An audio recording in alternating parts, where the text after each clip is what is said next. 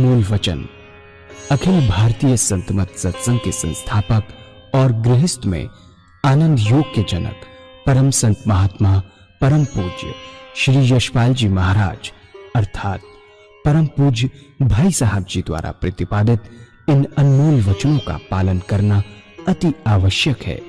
ये वचन हमारी गृहस्थ आध्यात्मिक साधना के लिए मूलभूत सिद्धांत हैं, जो इस प्रकार हैं। हम दुनिया की हर चीज की कीमत आंकते हैं, अपने मानव जीवन की कीमत भी जाने व परमात्मा की प्राप्ति हेतु साधना करें। मनुष्य योनि एक उपहार है, इसीलिए परमात्मा को धन्यवाद देते हुए आधा घंटा प्रातःकाल, आधा घंटा सायंकाल पूजा अवश्य करें। सत्संग, सतनाम व सद्गुरु को प्राथमिकता देते हुए इसी के आधार पर ध्यान योगाभ्यास अवश्य करें व गृहस्थ के कार्यों को परमात्मा का कार्य समझकर उसी की याद में संपन्न करें। हर समय ये ध्यान रहे कि गुरु कृपा द्वारा परमात्मा की पवित्र सत्ता का हमारी आत्मा में वास है, अतः मन में निरंतर अपने इष्ट देव का जाप करें। मान सम्मान की इच्छा ना करें व अपमान से दुखी ना हो। परमात्मा के अतिरिक्त किसी और का भय ना करें। दूसरों की बुराई न करें, न सुने, सत्य व मधुर बोलें, अश्लील शब्द मुंह से ना निकालें, सभी से नम्रतापूर्ण व सुंदर व्यवहार करें।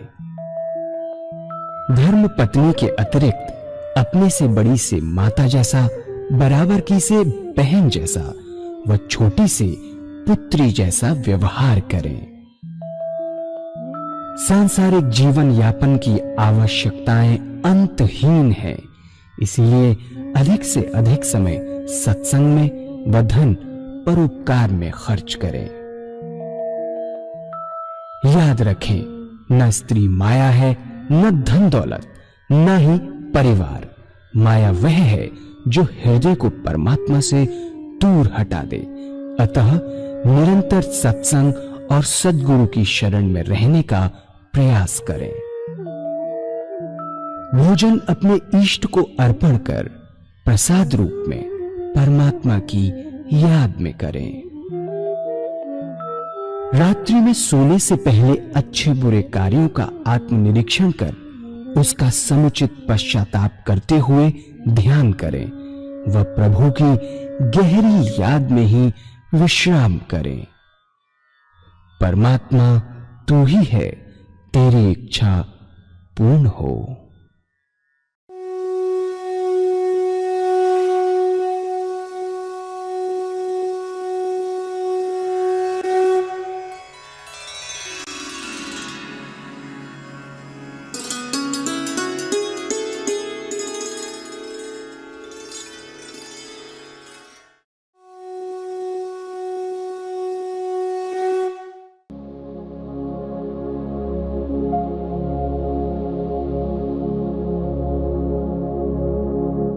जय सद्गुरुदेव जय पद शरणम श्रेयस्वरूप चरणों शरणम। जय सद्गुरुदेव जय पद शरणम श्रेयस्वरूप चरणों शरणम। संतों ने कहा है कि अदब पहला करीना है मोहब्बत के करीनों में। प्यार के गुणों में अधिक महत्व उन्होंने अदब का दिया है। रूहानियत का रास्ता इशारों का रास्ता है। जो इशारा नहीं समझ सकता वह कई बात भी नहीं समझ सकता। जो सच्चा साधक है वह हृदय से बात करता है, जवान से बात नहीं करता। और जब ये अदब आगे बढ़ता है तो हमें ईश्वर की नजदीकी प्राप्त होती है। और इससे परमात्मा का सच्चा अदब बनता है। उसके सबसे बढ़िया अदब ये है कि एक भी क्षण हमारा हृदय परमात्मा की याद के बगैर ना रहे, हर समय उसकी याद आती रहे और उसकी हजूरी रहे, उसकी आगाही रहे। ऐसा परमात्मा का डर हमसे बने। यह है प्रेम का पहला गुण, जिससे हम अपने प्रेम की परख कर सकते हैं। और यह है पूजा का अंग। विनय और प्रेम दोनों बहुत महत्वपूर्ण हैं। प्रेम का दूसरा गुण है लज्जा, शर्म और हया। जिससे हम प्रेम करते हैं उससे हम लजाते रहते हैं। हम उससे आंखें भी मिलाकर नहीं देख सकते, उसकी और आंखें मिलाकर भी नहीं देखते हैं। उसकी निगाह पड़ी, हमारी निगाह नीची हो जाती है। जिससे हमें मोहब्बत है, जिससे हमें सच्चा प्यार है, उसको हम छिप छिप के देखते हैं। आंख से आंख मिलाकर नहीं देखते, आंख से आंख नहीं मिलाते, छिप छिप के निहारते हैं।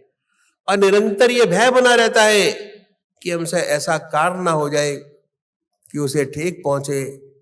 सच्चा साधक निरंतर इस कोशिश में लगा रहता है कि कहीं भी उससे ऐसा काम ना हो जाए जो वह अपने गुरु के सामने नहीं कर सकता। ऐसा काम उसकी गहरा सिर में भी ना करे। यह है अदब, यह है शर्म, हया और लज्जा। इतना सुंदर गुण, इससे हमारी जिंदगी में बड़ा सुधार होता है। गलतियां हर इंसान से होती है, लेकिन जिनमें शर्म है, जिनमें लज्जा है, वे अपनी गलतियों को अपने आप को सुधारता है और ऊपर उठते चले जाते हैं। शर्म में सुधार है, लज्जा में सुधार है, और जो निर्लज हो जाता है उसमें कभी भी सुधार नहीं हो सकता। कहते हैं ये बच्चा ढीठ हो गया। ढीठ के माने ये कि उसने लज्जा को छोड़ दिया, उसमें सुधार हो ही नहीं सकता। लज्जा से हमारी जिंदगी पवित्र बनती है, सुंदर बनती है। मुझे एक संत का किस्सा याद आ गया जो मैं आपके सामने रखूंगा। एक मुसलमान संत थे, उनका लड़का शराब पीने लगा। उनको ये पता था, पता चल गया कि हमारा लड़का कभी कभी शराब पीता है। लेकिन संत लोग जब तक कुछ नहीं कहते, जब तक अवसर नहीं आता, देखते रहते हैं। एक दिन उनके पड़ोसी ने शिकायत की कि आप तो इतने ऊंचे महात्मा हैं, आपका लड़का शराब पीता है। लड़का घर में ही था, जानते थे कि यहां पीता है, मालूम था। महात्मा जी ने कहा कि ऐसा हो ही नहीं सकता कि मेरा लड़का और शराब, असंभव, आपको किसी ने गलत बता दिया होगा। उन्होंने फिर कहा कि ऐसा हो ही नहीं सकता कि मेरा लड़का और शराब। लड़का सब सुन रहा था।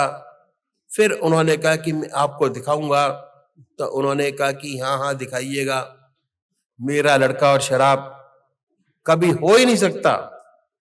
उस लड़के पे बड़ा सुंदर असर पड़ा कि मेरे पिता को मेरे ऊपर इतना विश्वास और मैं ऐसा नीच काम करूं। उसने वाकई में शराब पीना छोड़ दिया, शराब पीना बंद कर दिया। साल 1.5 साल गुजर गया, उसने शराब नहीं पी। एक रोज फिर दोस्तों ने पकड़कर जबरदस्ती दुकान पर बैठा लिया और मजबूरन में बैठ गया। पुरानी आदत थी, थोड़ा उस आदत का पुनरुत्थान हुआ, बैठ गया और पीने लगा। जब पी रहा था तो उस संत के जो पड़ोसी थे उधर से गुजर रहे थे, उन्होंने देखा कि वह पी रहा है। वह फौरन जल्दी जल्दी घर वापस आए और इन संत के पास पहुंचे और कहा कि चलिए मैं आपको दिखाता हूं। आप कह रहे थे कि आपका लड़का शराब नहीं पीता, आप मेरे साथ चलिए, मैं आपको दिखाता हूं। वह छड़ी हाथ में लिए साथ चल दिए। दुकान पर पहुंचे तो देखा वाकई में पी रहा है, लेकिन एक खंबे की ओट में बैठा था और पी रहा था। जब ये पहुंचे तो देखा कि वह पी तो रहा है। बोले हाँ, पी तो जरूर रहा है, लेकिन खंबे की ओट में है, इंशाअल्लाह जरूर छोड़ देगा। उस लड़के ने सुना और हमेशा के लिए तौबा की और उसने शराब पीना छोड़ दिया। लज्जा, शर्म और हया ऐसा सुंदर गुण है, जहां है वहां सुधार है और जीवन पवित्र होता चला जाता है। ये है गुण लज्जा, शर्म और हया। जो सच्चे साधक हैं वे अपने सद्गुरु से लजाते रहते हैं, उन्हें शर्म आती है और हमेशा कोशिश में होती है कि जो काम गुरु के सामने नहीं कर सकते वे उनके पीछे भी ना करें। तीसरा गुण प्रेम का है विश्वास। जिससे हम प्यार करते हैं उस पर हमें थोड़ा विश्वास तो होता ही है कि हाँ, हम यहां आए हैं, कम से कम इतना तो विश्वास है, लेकर आए हैं कि हमारा समय खराब नहीं होगा, भगवत चर्चा होगी, कुछ ना कुछ फायदा ही होगा। अगर इतना विश्वास लेकर आए हैं तो जरूर फायदा होगा। ये विश्वास लेकर आए। हमेशा विश्वास हमेशा अनुभव से होता है। अंधविश्वास कभी नहीं करना चाहिए।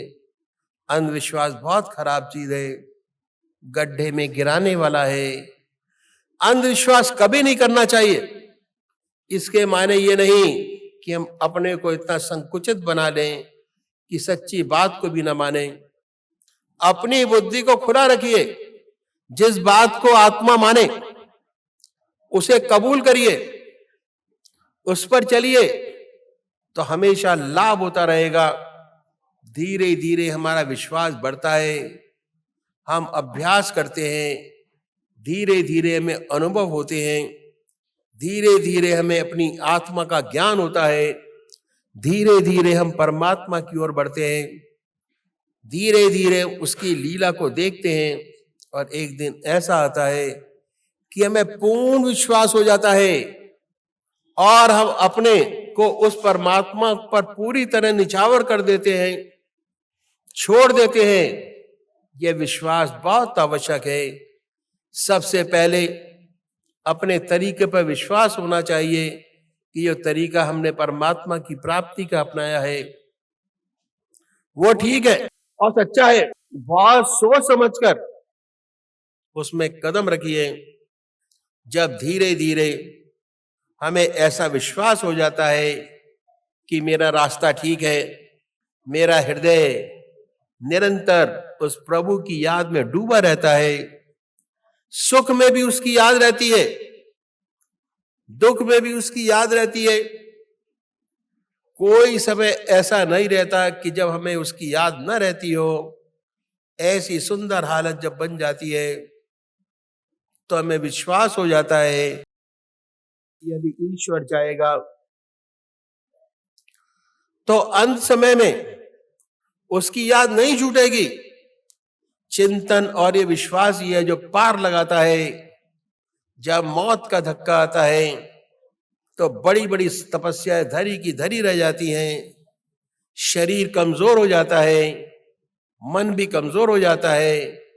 ऐसा विश्वास, ऐसा आत्मिक अनुभव यदि जिंदगी में हो जाते हैं, उनसे विश्वास दृढ़ हो जाता है और वही अंत समय में काम आता है।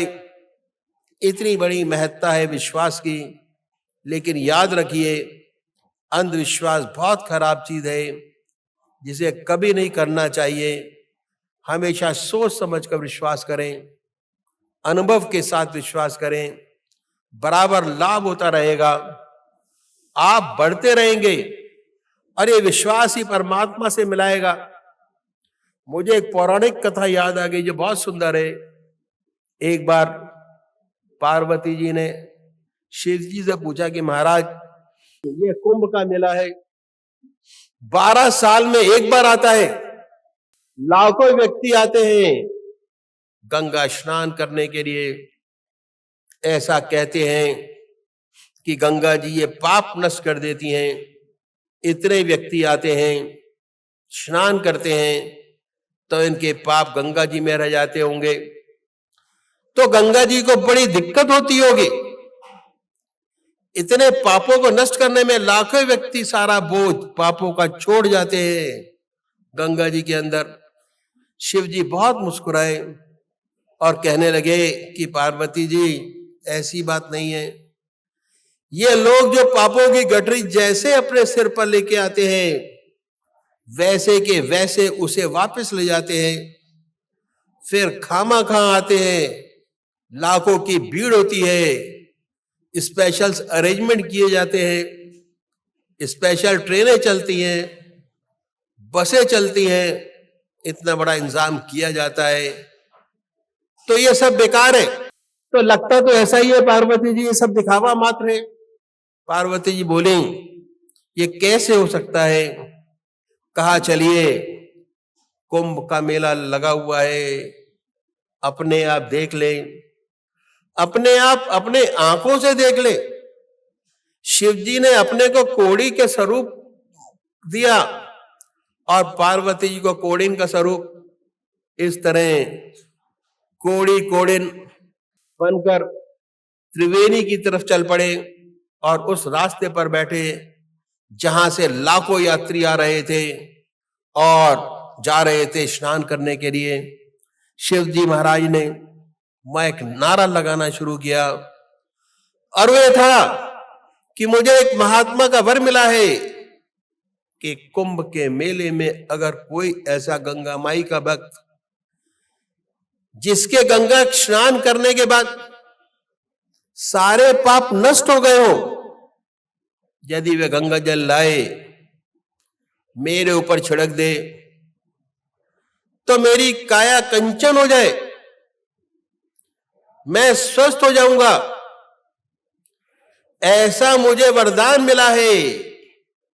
एक संत की वाणी है, उस संत की वाणी कभी झूठी नहीं होती, ना हो सकती है। आप लोग स्नान करने जा रहे हैं, यदि कोई व्यक्ति ऐसा आए जिसके त्रिवेणी में स्नान करने के बाद सारे पाप नष्ट हो गए हो, जल लेता है और मेरे छींटा लगा दे, सुबह से शाम हो गई, एक भी गंगा माई का भक्त ना मिला कि जिसने ये हिम्मत की हो कि छींटा लगा दे। जिसे ऐसा विश्वास हो कि गंगा माई में स्नान करने के बाद उसके पाप नष्ट हो गए हो। पार्वती तमाशा देखती रही। उन्हें बड़ा विस्मय हुआ कि शिव जी ठीक ही कह रहे थे। सायकाल जब सूरज छुपने लगा तो एक किसान आया, उसने गंगा जी में स्नान किया। पाप नाशनी मां हर हर गंगे का उच्चारण कर पवित्र होकर बाहर निकला। कुछ लोगों को वह खड़ा देखा। शिव जी की घोषणा उसने भी सुनी कि अगर कोई ऐसा व्यक्ति छींटा लगा दे तो मेरा शरीर स्वस्थ हो जाए। वे कहने लगे कि त्रिवेणी में स्नान करने के बाद पाप तो रहता ही नहीं, इसमें तो कोई शुभ ही नहीं, कोई शक नहीं। तेरा शब्द झूठा हो सकता है लेकिन त्रिवेणी झूठी नहीं हो सकती। मैं अभी जल लाता हूं, छींटा लगाता हूं। दोबारा गया इसी विश्वास के साथ कि पाप तो रहता ही नहीं। न था उसका जीवन इतना पवित्र सरल था। जल लाया, छींटा लगाया, छींटा लगाते ही पार्वती और शिव जी प्रकट हो गए। तो कहा, देखो करोड़ों में यही एक ऐसा है जिसे पूर्ण विश्वास है कि गंगा में स्नान करने के बाद पाप तो रहता ही नहीं। विश्वास आखिरी मंजिल है।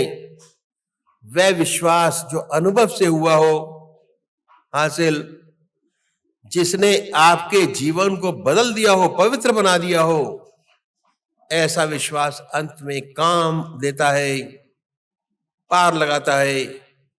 प्रेम का गुण है संतोष। इस सेवक के गुरुदेव कहा करते थे कि संसार बना है सार और असार की मिलानी से। इसमें सार भी वस्तु है, असार भी वस्तु है। इसमें दोनों से मिलकर ये संसार बना है। इसी संसार में परमात्मा ने जहां आपको जन्म दिया, जिन परिस्थितियों में रखा, उन परिस्थितियों में संतुष्ट रहते हुए उस परमात्मा के नाम को दिल और दांतों से पकड़ो। वे कहा करते थे दिल और दांतों से, दिल से उस ईश्वर की याद को पकड़ो, हृदय से सच्चे प्रेम से पकड़ो, सच्ची लगन के साथ पकड़िए। दांतों से मतलब कि जब आदमी हताश हो जाता है, डूबता होता है, तब तिनके का सहारा पकड़ता है। अगर लड़ाई हो रही हो और बिल्कुल निराश हो चुका हो तो दांतों से ही काटने की कोशिश करता है, दांत से पकड़ने की कोशिश करता है। ऐसे अपने आप को समझाते हुए कि परमात्मा के नाम को चाहे कुछ भी हो जाए, जीवन रहे ना रहे, दुनिया रहे ना रहे, लेकिन उसके नाम को ना छोड़ो। ऐसे दिल और दांत से उस परमात्मा के नाम को पकड़ो। यही सार वस्तु है। इसी से सच्चा आदर्श जीवन मुक्त अवस्था प्राप्त होती है, जो मनुष्य का सबसे ऊंचा आदर्श है। संतोष का मतलब ये नहीं कि आप काम करना बंद कर दें, हाथ पे हाथ रख के बैठ जाएं, अपनी उन्नति की कोशिश ही ना करें। ये हरगिज नहीं है।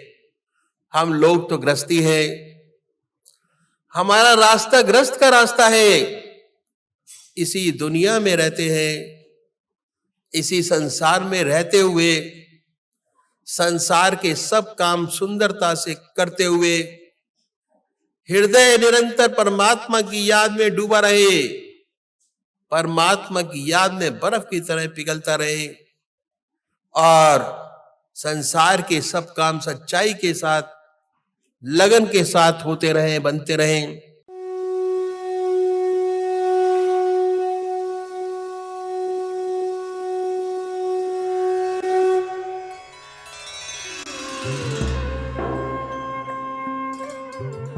ध्यान योग के कार्यक्रम आनंद योग से निशुल्क जुड़ने के लिए संपर्क करें 9810239677।